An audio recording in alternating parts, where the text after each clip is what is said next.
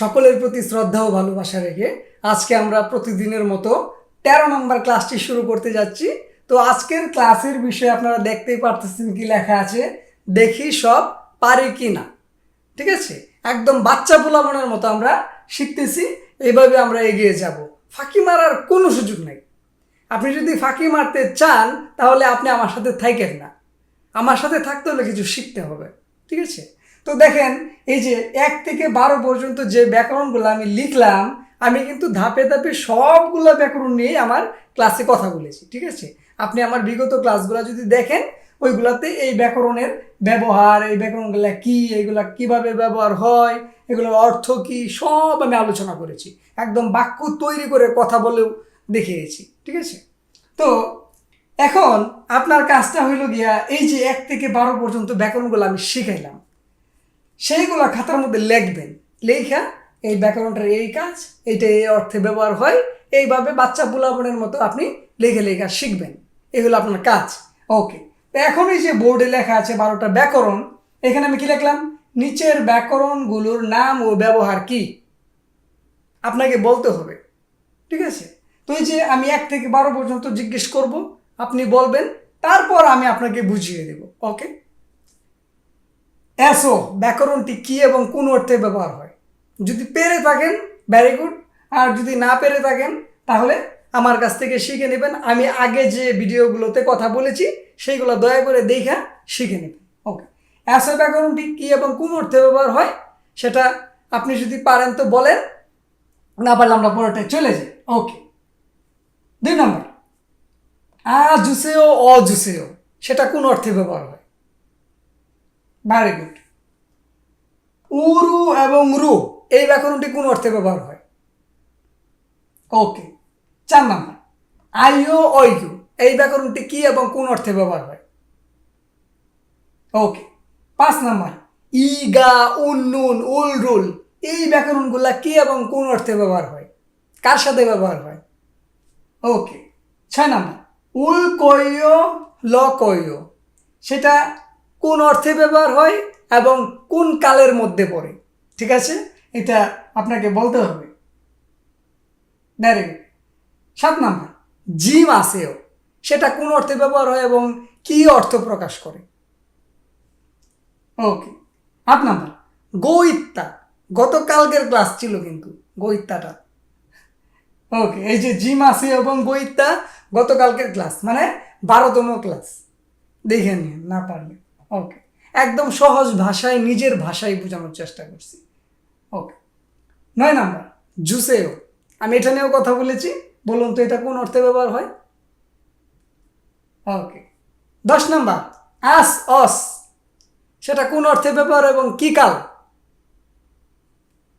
পারলে very good. 11 number, ইমনিদা ইমনিকা, এগুলা কি, কিভাবে ব্যবহার হয়। একদম বেসিক লেভেলের গ্রামার, এগুলো বইয়ের শুরুতেই কিন্তু আছে। ওকে, ইয়ে ইউ এ ইউ, এটা কি, কিভাবে ব্যবহার হয়। ওকে, তো আমি জানি না আপনি 1 থেকে 12 পর্যন্ত কয়টা পারছেন। যদি পেরে থাকেন তাহলে ভেরি গুড, আপনার জন্য শুভকামনা রইল, আপনি ভালো কিছু করবেন। এখন বিষয়টা হলো গিয়া, এই যে ব্যাকরণগুলা, এগুলা কিন্তু বইয়ে আছে, তাই না? আমি কিন্তু আকাশ থেকে নিয়ে আসি নাই, এইগুলাই কিন্তু আমি ভেঙে ভেঙে বোঝানোর চেষ্টা করতেছি। আগামীতে আরও ক্লাস তৈরি করব, প্রত্যেকটা ব্যাকরণ নিয়ে আমি ধাপে ধাপে ক্লাস তৈরি করবো এবং বোঝানোর চেষ্টা করব। আপনারা যদি আমার ভিডিওগুলা, আমার ক্লাসগুলা নিয়মিত দেখেন তাহলে আপনারা, আমি আশাবাদী, ভালো একটা কিছু করতে পারবেন। ওকে, তো দেখেন এই যে 1 নম্বর ব্যাকরণটি এসো, সেটি স্থান অর্থে ব্যবহার হয়। কোন অর্থে, স্থান অর্থে। ওকে, জুসেও অজুসেও, সেটি কি, সেটা হইল গিয়া অনুরোধ, অনুরোধের সহিত ব্যবহার হয়। ওকে, এখন আমি যদি প্রত্যেকটা ব্যাকরণ নিয়ে একটা বাক্য বলি, এসো, অধি এসো আশ্রয়, স্থান, অধি এসো আশ্রয়, কোথায় হইতে এসেছেন। ওকে, জুসেও অজুসেও, ছাংমুন জুম দাদো জুসেও। ঠিক আছে, ওকে, চেক জুম বিল্লিও জুসেও। ওকে, মানে বইটা একটু ধার দিন, জ্বালানাটা একটু লাগাইয়া দিই। ওকে, উরু এবং রু সেটা কোন অর্থে ব্যবহার হয়? দিয়ে এবং দিক নির্দেশনার ক্ষেত্রে ব্যবহার হয়। ক্লিয়ার?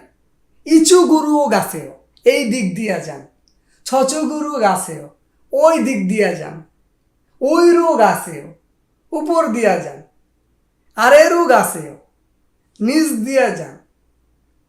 এই যে যত সব দিক আছে, দিয়ে আছে, সেইগুলোর সাথে উরু এবং রুয়ের ব্যবহার হয়। ক্লিয়ার? আমি কি বুঝাইতে পারতেছি? Very good. আইও অইও এইগুলা কি? এইগুলো হইল কি কোরিয়ান বর্তমান কাল। জনুন বাপ মগয়, জনুন সিজাঙে গাইও, আমি বাজারে যাই, আমি ভাত খাই। জনুন জিগুম যাইও, আমি এখন ঘুমাই। একদম মানে ইজি না বিষয়গুলো? ওকে। 5 নাম্বার ইগা উন্নুন উলরুল, একদম কচি পোলাপানের বড়া এগুলা। হ্যাঁ, ইগা উন্নুন উলরুল, ইগা সাবজেক্ট পার্টিকেল মানে বিষয়ের সাথে, বিষয়কে ইন্ডিকেট করে। উন্নুন কথা বলার সময় ব্যবহার হয়, উলরুল বস্তুর সাথে ব্যবহার হয়। ক্লিয়ার? ওকে। উলকইও লকইও এটা কি? এটা কোন কাল?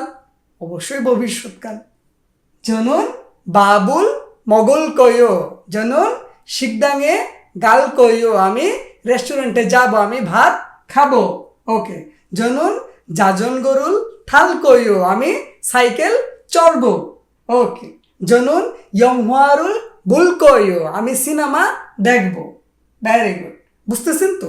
একদম আস্তে আস্তে করে বোঝানোর চেষ্টা করতেছি যেন আপনার মাথায় আমি ঢুকিয়ে দিতে পারি। ঠিক আছে? ওকে। এই যে ব্যাকরণটা জিম আসিও সেটা কোন অর্থে ব্যবহার হয়? গতকালকের ক্লাস সেটা হইল গিয়া করবেন না অর্থে ব্যবহার হয়। জিগুম ইল হাজিম আসিও, এখন কাজ করবেন না। জিগুম ভাব মগজিম আসিও, এখন ভাত খাবেন না। জিগুম সিজাঙে গাজিম আসিও, এখন বাজারে যাবেন না। এই যে করবেন না, যাবেন না, দেখবেন না, ঘুমাইবেন না, যত সব করবেন না আছে, নিষেধ অথবা করবেন না ক্ষেত্রে এই জিম আসিওর ব্যবহার হয়। বুঝাইতে পারলাম? ওকে। গোইত্তা এটা কি? এটা চলতেছে অর্থে ব্যবহার হয়। গতকালকের ক্লাস কি কি চলতেছে? জনুন সিজাঙে গাগইসয়, আমি বাজারে যাইতেছি। জনুন সুবুল হাবইসয়, আমি ক্লাস করতেছি। ঠিক আছে? তো জনুন কারিচিও যোগইসয়, আমি এখন শিখাইতেছি। তো এই যে যত সব তেসি তেসেন তেসে এইগুলাই হলো গিয়া গইত্তার কাজ। ক্লিয়ার? এখন 9 নাম্বারটা জুসেও সেটা কি? আমরা কিন্তু শিখছি আদেশের ক্ষেত্রে, কাউরে কিছু দিতে বলার ক্ষেত্রে, যে আমাকে ওইটা দিন, আমাকে ওইটা দিন। হ্যাঁ, ছাগোয়া দাসতকে জুসেও, আপেল 5টি দিন। কি করলেন? আদেশ করলেন যে আমাকে আপেল 5টি দিন। ছেক জুম জুসেও, বইটি দিন। ফ্যান জুম জুসেও, মানে কলমটা একটু দিন। ক্লিয়ার? আপনি একজনকে বলতেছেন যে দিন, তাকে আদেশ করতেছেন, ওইটাই হলো গিয়া জুসেও ব্যাকরণের কাজ। Very good. 10 নম্বর আসোস, সেই ব্যাকরণটি কোন অর্থে ব্যবহার হয়? অবশ্যই সেটি অতীতকাল। আমরা জানি, আমরা পড়ছি। আস অস এর সাথে কি ব্যবহার হয়? আশ্চয় অশ্বয় এইগুলা ব্যবহার হয়। আইও অয়র ব্যবহার হয়। আমি কিন্তু এইগুলো নিয়ে কিন্তু বিস্তারিত বলেছি ক্লাসে। হ্যাঁ, আপনি যদি না বুঝেন ক্লাসের ব্যাকরণগুলো দেখেন, আপনি আশা করি বুঝতে পারবেন। Very good. তো আশ্চয় অশ্বটা অতীতকাল। জনুন ভাত মগজসই, আমি ভাত খেয়েছি। জনুন যাজন গরুল ঠাস্তই, আমি সাইকেল চালাইছি। জনুন ইয়ংহারুল বাসই, আমি সিনেমা দেখিছি। জনুন অম্মা হানতে জনুয়ারুল হেসই, আমি মায়ের কাছে ফোন করেছি। এই যে যত সব করেছি, করেছিলাম, এইগুলোই হলো গিয়ে আশ্চয় অশ্বয়র কাজ। ওকে। 11 নম্বর ইমনিদা ইমনিকা, সেটা কি? ইমনিদা হইল গিয়া নিজের পরিচয় দেওয়ার ক্ষেত্রে বা কোনো কিছুকে পরিচয় করায় দেওয়ার ক্ষেত্রে। ইমনিকা হইল গিয়ে প্রশ্ন করার ক্ষেত্রে। ক্লিয়ার? ইগনুন মশ ইমনিকা, প্রশ্ন করলেন ইমনিকা। জনুন দীপু ইমনিদা, আমি পরিচিত হইলাম, আমার নাম দীপু। ইগো প্যান ইমনিদা, এটার পরিচয় করালাম, এটা একটা কলম। ক্লিয়ার? ওকে। এখন সর্বশেষ ইয়েইও এইওটা কি? এই ইয়েইও এটা হলো গিয়া ইমনিদায়ের ইনফর্মাল রূপ, মানে এটা হলো গিয়ে চলিত রীতিতে ব্যবহার হয়, আর ইমনি দে ইমনিকাটা হলো গিয়া সাধু রীতিতে ব্যবহার হয়, যেটা ইংলিশে বলে ফর্মাল আর এটার ইংলিশে বলে ইনফর্মাল। মানে আমরা কই না যে তুমি কই গেছিলা, তুমি কি আজকে আইছিলা, আর ইমনি দে ইমনিকা তুমি কোথায় গিয়েছিলে, তুমি কি আজকে এসেছিলে। ঠিক আছে, তো এই হইল গিয়া ব্যাকরণ বলার কাজ। আশা করি বুঝাইতে পারলাম। আগামী ক্লাসে আমরা আরও অন্য কিছু নিয়ে উপস্থিত হব। সেই পর্যন্ত আপনি যদি এই 1 থেকে 12টা গ্রামার যদি না বুঝেন, দয়া করে প্লিজ প্লিজ প্লিজ আগের ক্লাসগুলো দেখবেন। আশা করি আপনি কিছু একটা শিখতে পারবেন। তো আজকের মতো বাই বাই, টাটা। আপনি ভালো থাকুন, সুন্দরভাবে বোঝার চেষ্টা করুন, কারণ আপনি বুঝতে পারলেই শিখতে পারবেন। এত ঘন্টার পর ঘন্টা পড়ার দরকার নাই ভাই। আপনি অল্প শিখেন, সময় দিয়া শিখেন, অল্প সময় শিখেন, যেন এই জায়গায় ঢুকাইতে পারেন। দেখেন অবস্থা কি ঘামে যাইতেছে, আপনাদের জন্য, আর কিছু না। ঠিক আছে, আমার চ্যানেলটা ছোট, যদি মনে করেন যে দীপু ভাই পরিশ্রম করতেছে, তাহলে ভাইয়াকে একটু সাপোর্ট করবেন, যেন আপনার উচিলায় অন্য কেউ শিখতে পারে। ওকে, থ্যাংক ইউ ভেরি মাচ। আগামী ক্লাসে আবার দেখা হচ্ছে, সে পর্যন্ত সবাই ভালো থাকুন।